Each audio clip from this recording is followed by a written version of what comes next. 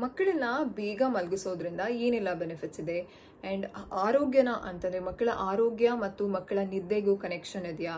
ಮಕ್ಕಳನ್ನ ತುಂಬ ಲೇಟಾಗಿ ಮಲಗೋದಕ್ಕೆ ಬಿಡೋದ್ರಿಂದ ಅಥವಾ ಮಕ್ಕಳು ಆಲ್ರೆಡಿ ಅಭ್ಯಾಸ ಆಗಿಬಿಟ್ಟಿದ್ದಾರೆ 11 ಗಂಟೆ 12 ಗಂಟೆಗೆ ಮಲ್ಕೊಂಡು ಈ ರೀತಿ ಮಕ್ಕಳು ಲೇಟಾಗಿ ಮಲ್ಕೊಂಡ್ರೆ ಏನೆಲ್ಲ ಪ್ರಾಬ್ಲಮ್ಸ್ ಆಗುತ್ತೆ ಆ್ಯಂಡ್ ಹೇಗೆ ರೊಟೀನ ಸೆಟ್ ಮಾಡೋದು ಮಕ್ಕಳನ್ನ ಬೇಗ ಮಲಗಿಸೋದಕ್ಕೆ ಅಥವಾ ಒಂದು ಎಷ್ಟು ಟೈಮ್ಗೆ ಮಕ್ಕಳನ್ನ ದಿನಾಗಲೂ ಮಲಗಿಸ್ಬೇಕಾಗತ್ತೆ ಆ್ಯಂಡ್ ಏನಪ್ಪ ಯಾಕೆ ಮಕ್ಕಳನ್ನ ಬೇಗ ಮಲಗಿಸ್ಬೇಕು, ಈ ಎಲ್ಲ ಇನ್ಫಾರ್ಮೇಷನ್ನ ನಾನಿವತ್ತು ನಿಮ್ಮ ಜೊತೆ ಶೇರ್ ಮಾಡ್ಕೊಳ್ತೀನಿ. So let's start the video.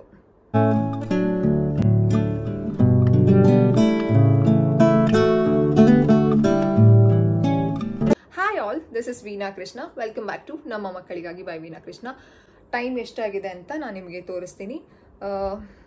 S 8:44. Yes you can see 8:44. ಇವತ್ತು ಅಕ್ಟೋಬರ್ 1 ಅಲ್ವಾ?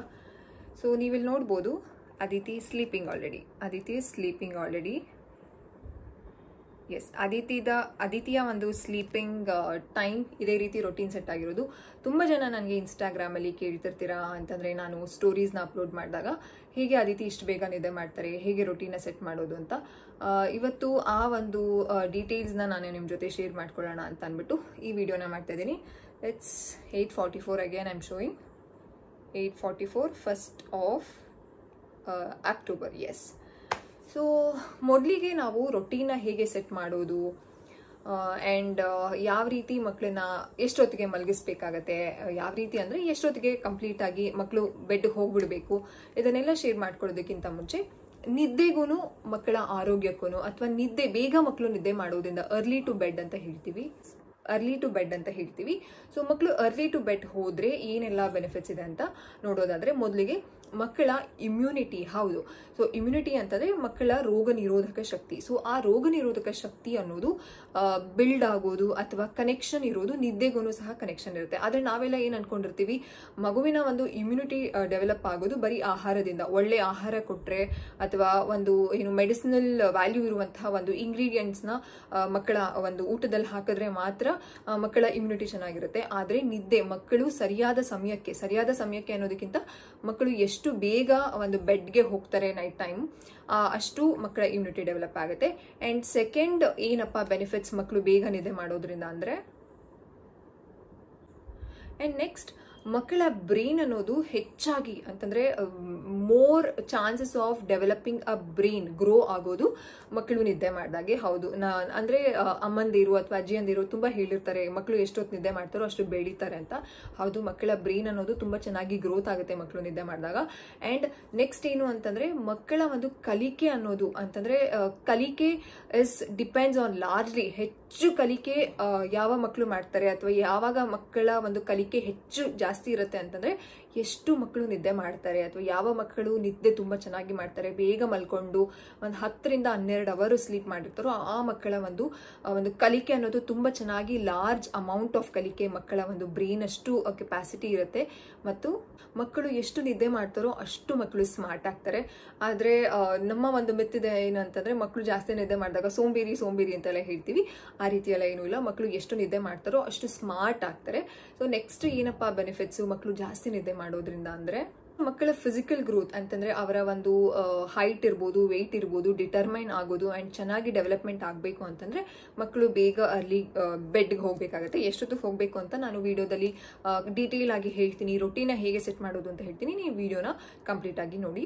ಮತ್ತು ಮಕ್ಕಳು ಎಷ್ಟು ಬೇಗ ಮಲ್ಕೊಳ್ತಾರೋ ಅವಾಗ ಮಕ್ಕಳಲ್ಲಿ ಗ್ರೋತ್ ಹಾರ್ಮೋನ್ಸ್ ಅನ್ನೋದು ರಿಲೀಸ್ ಆಗುತ್ತೆ, ಬ್ರೈನ್ಗೆ ಒಂದು ಸಿಗ್ನಲ್ ಹೋಗುತ್ತೆ. ಆ್ಯಂಡ್ ಸೈಂಟಿಫಿಕಲಿ ಯಾಕೆ ಮಕ್ಕಳು ಬೇಗ ಮಲ್ಕೊಳ್ಬೇಕು ಅಂತಂದರೆ ಒಂದು ಸನ್ಸೆಟ್ ಆಗಿದ ತಕ್ಷಣ ಅಂತಂದರೆ ಸೂರ್ಯ ಒಂದು ಮುಳುಗಿದ ತಕ್ಷಣನೇ ಬಾಡಿಯಲ್ಲಿ ಒಂದು ಹಾರ್ಮೋನ್ಸ್ ರಿಲೀಸ್ ಆಗ್ತಾ ಇರುತ್ತೆ, ಅದು ಗ್ರೋತ್ ಹಾರ್ಮೋನ್ಸ್ ರಿಲೀಸ್ ಆಗ್ತಿದ್ದಾಗ ಮಗುವಿನ ಒಂದು ಬೆಳವಣಿಗೆಗೆ brain is ready.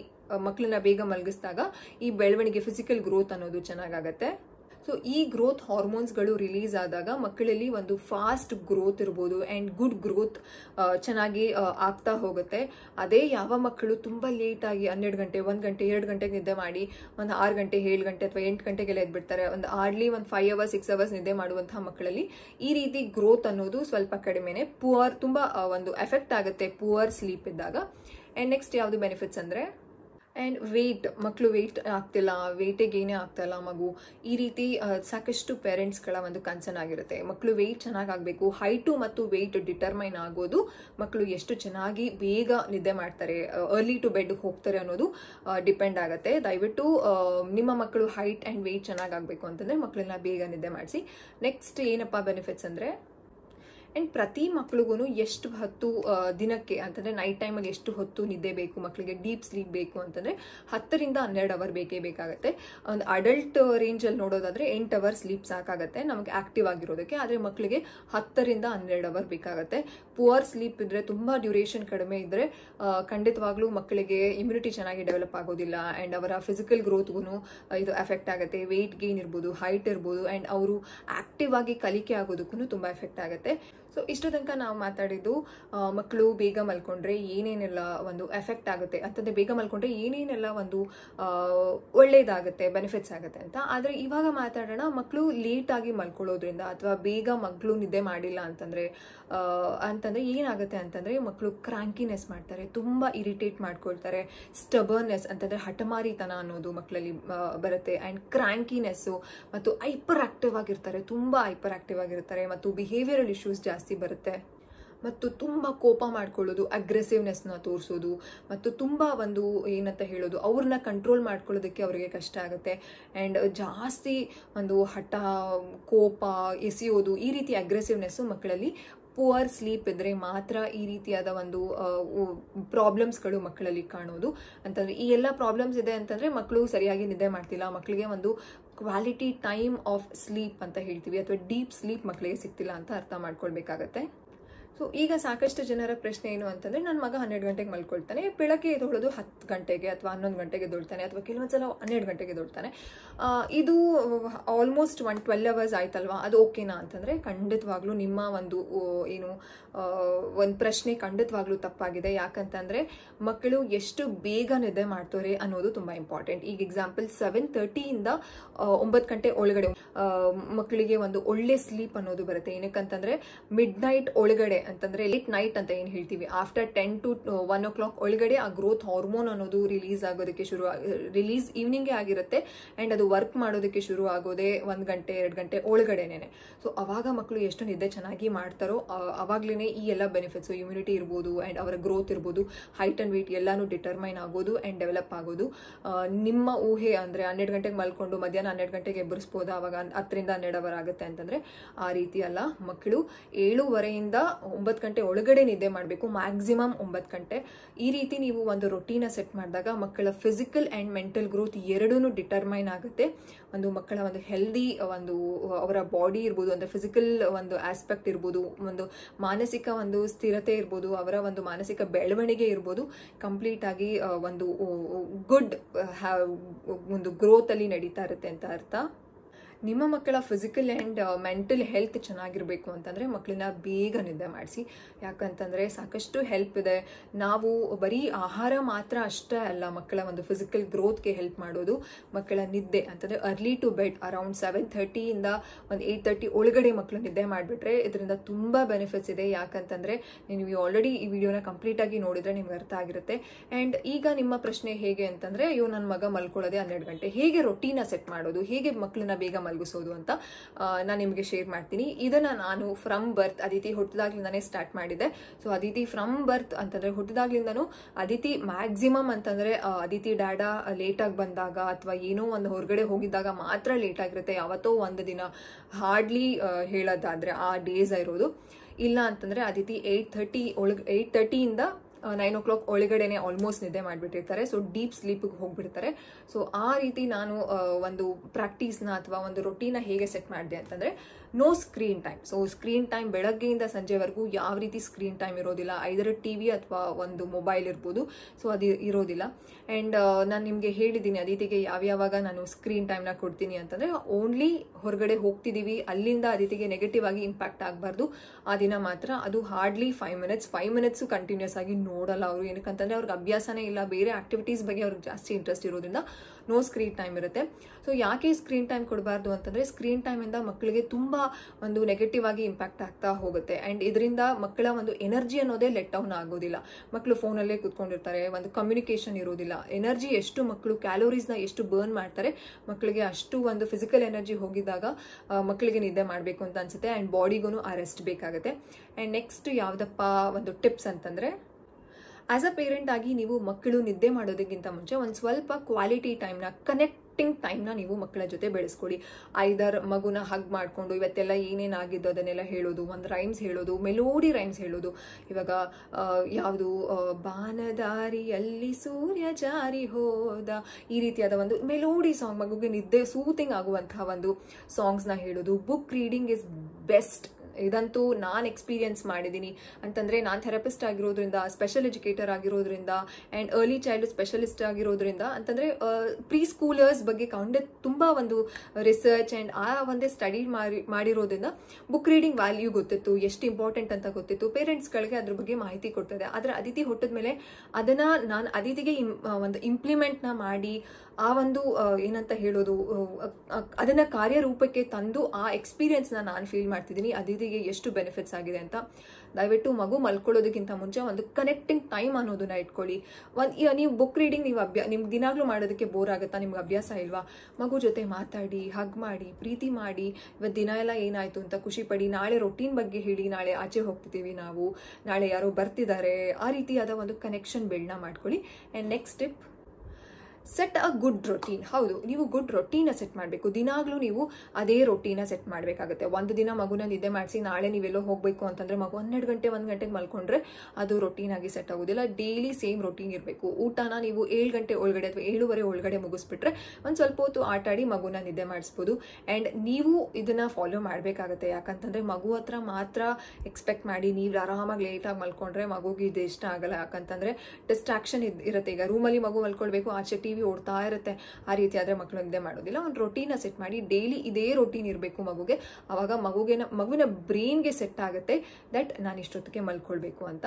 And next last tip ಯಾವುದು ಅಂದ್ರೆ, ದಿಸ್ ಇಸ್ ವೆರಿ ಇಂಪಾರ್ಟೆಂಟ್. ಏನಂತಂದ್ರೆ ಬೀಂಗ್ ಎ ರೋಲ್ ಮಾಡೆಲ್. ಹೌದು, ನೀವು ರೋಲ್ ಮಾಡೆಲ್ ಆಗಿರಬೇಕು.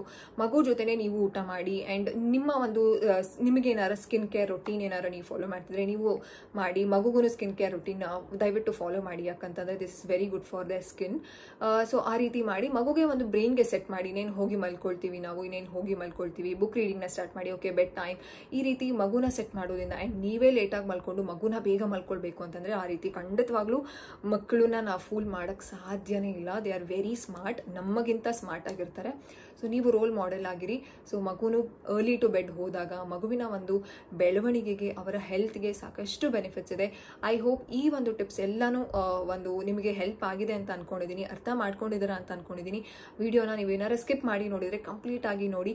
ಯಾಕಂತಂದ್ರೆ ಮಕ್ಕಳು ಎಷ್ಟು ಬೇಗ ದಿನಾಗ್ಲೂ ನಿದ್ದೆ ಮಾಡ್ತಾರೋ ಅವರ ಒಂದು ನಾಳಿನ ಒಂದು ದಿನ ಅಷ್ಟೇ ಚೆನ್ನಾಗಿರುತ್ತೆ. ಕ್ರಾಂಕಿನೆಸ್ ಇರೋದಿಲ್ಲ, ಬಿಹೇವಿಯರಲ್ ಇಶ್ಯೂಸ್ ಇರೋದಿಲ್ಲ, ಕೋಪ ಮಾಡ್ಕೊಳ್ಳೋದಿಲ್ಲ. ಅಂತಂದ್ರೆ ನೀವು ಹೇಳ್ಬೋದು ಮಕ್ಕಳಂತಂದ್ರೆ ಇದೆಲ್ಲ ಮಾಡ್ಬೇಕಲ್ವಾ ಬಿಹೇವಿಯರ್ ಇಶ್ಯೂಸ್ ಅಂತ. ಆದ್ರೆ ನೀವು ಮಕ್ಕಳನ್ನ ಬೇಗ ನಿದ್ದೆ ಮಾಡಿಸಿ ನೋಡಿ, ಅವರ ಒಂದು ಕಲಿಕೆಯಲ್ಲಿ ಎಷ್ಟು ಚೆನ್ನಾಗಿ ಫೋಕಸ್ ಕೊಡ್ತಾರೆ. ಅಂಡ್ ನೀವು ತುಂಬಾ ಜನಕ್ಕೆ ಇದು ಎಕ್ಸಾಂಪಲ್ ಆಗಿ ನೀವು ಅದಿತಿನ ನೋಡ್ತಿದ್ದೀರಾ. ಎಷ್ಟು ಕಲಿಕೆಯಲ್ಲಿ ಅವ್ರು ಎಷ್ಟು ಫಾಸ್ಟ್ ಇದ್ದಾರೆ. It is not comparing. ಕೆಲವರಿಗೆ ಇದು ಬ್ಯಾಡ್ ಆಗಿ ಅರ್ಥ ಆಗುತ್ತೆ ಆ್ಯಂಡ್ ಬ್ಯಾಡ್ ಕಮೆಂಟ್ ಸಹ ರಿಸೀವ್ ಆಗಬಹುದು ಅಂತ ನಾನು ಹೇಳ್ತಾ ಇದ್ದೀನಿ. ಅದಿತಿಯ ಕಲಿಕೆಯಲ್ಲಿ ತುಂಬ ಬದಲಾವಣೆ ಅನ್ನೋದಕ್ಕಿಂತ ಫ್ರಮ್ ಬರ್ತ್ ಅವರು ಬೇಗನೆ ನಿದ್ದೆ ಮಾಡ್ತಿರೋದ್ರಿಂದ ನಾನು ಆ ಒಂದು ಇಂಪ್ಲಿಮೆಂಟ್ ಆಫ್ ದಿಸ್ ಅರ್ಲಿ ಸ್ಲೀಪಿಂಗ್ನ ನಾನು ಅದಿತಿಯಲ್ಲಿ ಬೆನಿಫಿಟ್ಸ್ನ ನೋಡಿದ್ದೀನಿ. ಕಲಿಕೆಯಲ್ಲಿರ್ಬೋದು, ಅವರ ವೆಯ್ಟಲ್ಲಿರ್ಬೋದು. ಅದಿತಿ ಹುಟ್ಟಿದಾಗ 1800 ಇದ್ರು. ಈಗ touch wood she is 10 kg. Doctors also very happy with her weight. ನಾವು ವೆರಿ ಹ್ಯಾಪಿ. ಏನಕ್ಕಂತಂದ್ರೆ ವೆಯ್ಟ್ ಗೇನ್ ಆಗೋದು ಮಕ್ಕಳಲ್ಲಿ ತುಂಬಾ ಕಷ್ಟ. ಅದು ಲೋ ಬರ್ತ್ ವೆಯ್ಟ್ ಮಕ್ಕಳಲ್ಲಿ ವೆಯ್ಟ್ ಗೇನ್ ಚೆನ್ನಾಗಿದೆ, ಆಕ್ಟಿವ್ನೆಸ್ ಆಗಿದ್ದಾರೆ, ಮೈಲ್ ಸ್ಟೋನ್ ಆರಾಮಾಗಿ ರೀಚ್ ಮಾಡ್ತಿದ್ದಾರೆ. ಇದನ್ನ ಯಾಕೆ ನಿಮ್ಮ ಹತ್ರ ಹೇಳ್ಕೊತಿದ್ದೀನಿ ಅಂತಂದ್ರೆ, ದಯವಿಟ್ಟು ಈ ರೀತಿಯಾದ ಒಂದು ಅರ್ಲಿ ಬೆಡ್ ಟೈಮ್ನ ನೀವು ಪ್ರಾಕ್ಟೀಸ್ನ ಮಾಡಿಸಿ, ಮಕ್ಕಳಿಗೆ ರೊಟೀನ್ ಆಗಿ ಕ್ರಿಯೇಟ್ ಮಾಡಿ. ಆ್ಯಂಡ್ ನೀವೇ ಖಂಡಿತವಾಗ್ಲೂ ಹೇಳ್ತೀರಾ, ಕಾಮೆಂಟ್ ಸೆಕ್ಷನಲ್ಲಿ ನನಗೆ ಕಾಮೆಂಟ್ ಮಾಡ್ತೀರಾ ದಟ್ ಅರ್ಲಿ ಟು ಬೆಡ್ ಇಂದ ಎಷ್ಟೆಲ್ಲ ಬೆನಿಫಿಟ್ಸ್ ಇದೆ, ನೀವೇನೇನು ಎಕ್ಸ್ಪೀರಿಯನ್ಸ್ ಮಾಡ್ತಿದ್ದೀರಾ ಅಂತ. ಇದು ಕಷ್ಟ ಅಂತ ನಿಮ್ಗೆ ಅನಿಸ್ಬೋದು, ಆದರೆ ಇದನ್ನ ರೊಟೀನ್ ಆಗಿ ಸೆಟ್ ಮಾಡಿದ್ರೆ ಖಂಡಿತ ಇಟ್ಸ್ ಅ ಈಸಿ ಟಾಸ್ಕ್. ಮಕ್ಕಳು ಅದಕ್ಕೆ ರೊಟೀನ್ಗೆ ಸೆಟ್ ಆಗಿಬಿಡ್ತಾರೆ ಆ್ಯಂಡ್ ನಿಮಗೂ ಈಸಿ ಆಗುತ್ತೆ. ಸೊ ಇನ್ನೊಂದು ಇಂಟ್ರೆಸ್ಟಿಂಗ್ ವಿಡಿಯೋ ಜೊತೆ ನಾನು ಬರ್ತೀನಿ. Until then take care all of you. ನೀವಿನ್ನು ನನ್ನ ಚಾನೆಲ್ ನಮ್ಮ ಮಕ್ಕಳಿಗಾಗಿ ಬೈ ವೀಣಾ ಕೃಷ್ಣ ಚಾನೆಲ್ನ ಸಬ್ಸ್ಕ್ರೈಬ್ ಮಾಡ್ಕೊಂಡಿಲ್ಲ ಅಂತಂದರೆ ಈಗಲೇ ಮಾಡ್ಕೊಳ್ಳಿ. So you can see Aditi is ಆರಾಮ್ಸೆ ಸ್ಲೀಪಿಂಗ್. ಎಸ್, ತುಂಬ ಮುದ್ದಾಗಿ ಒಂದು ಒಳ್ಳೆ ಸ್ವರ್ಗದ ನಿದ್ದೆಯಲ್ಲಿದ್ದಾರೆ ಅದಿತಿ.